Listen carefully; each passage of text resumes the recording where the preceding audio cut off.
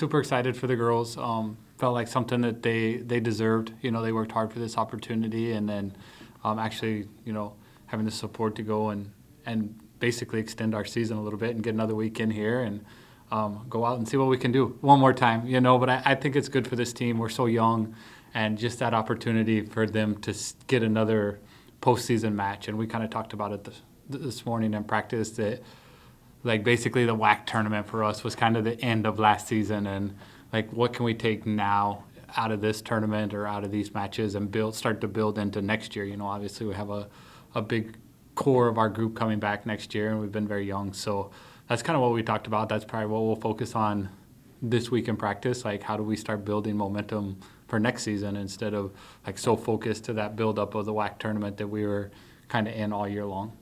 A couple of common opponents, they've played UTEP, they've played New Mexico State, so teams that we've seen, and both those teams fared well. New Mexico State obviously went 5 with them a couple of times, and UTEP was able to knock them off in 5 early in the year. So there's some things that they do that are definitely going to cause us problems, and there's things that we do I think could give them a little bit of problems. It'll really be how well we can serve the ball at a high level. Can we serve it at a high, put a lot of pressure on their serve receive, and can we do that consistently? When we served well against GCU, we were able to push them out of system, but we were just missing too many serves when we were trying to serve that aggressive. So that's what we have to try to manage, and that'll probably be the story of the weekend, is if we can serve at a really high aggressive level and push them out of system, then we're gonna be able to hang in there with them. We've had some success against the Power 5, and I think just a little bit of that is, the pressure. When we're playing those teams, the pressure shifts off us a little bit. I mean, we're not necessarily supposed to win all those games.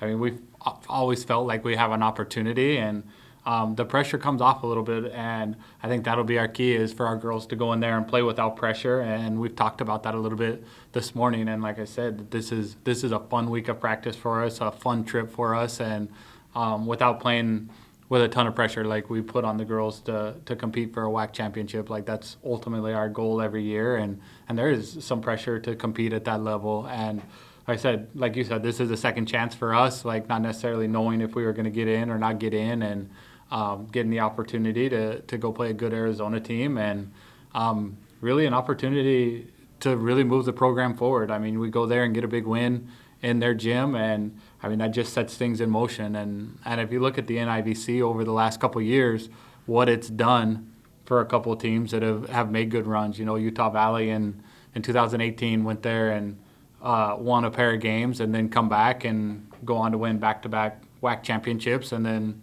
you look at the next step above that. I mean, Georgia Tech won the NIVC last time they hosted it, and Georgia Tech's a number 8 seed in the NCAA tournament this time around. So obviously there's been some success from this tournament, as far as like we talked about, especially with a young team, about building momentum and just getting that opportunity to play in postseason when it's one and done. The WAC is terribly competitive, and 4 teams in the field here at the NIVC shows that, plus Utah Valley playing in the NCAAs.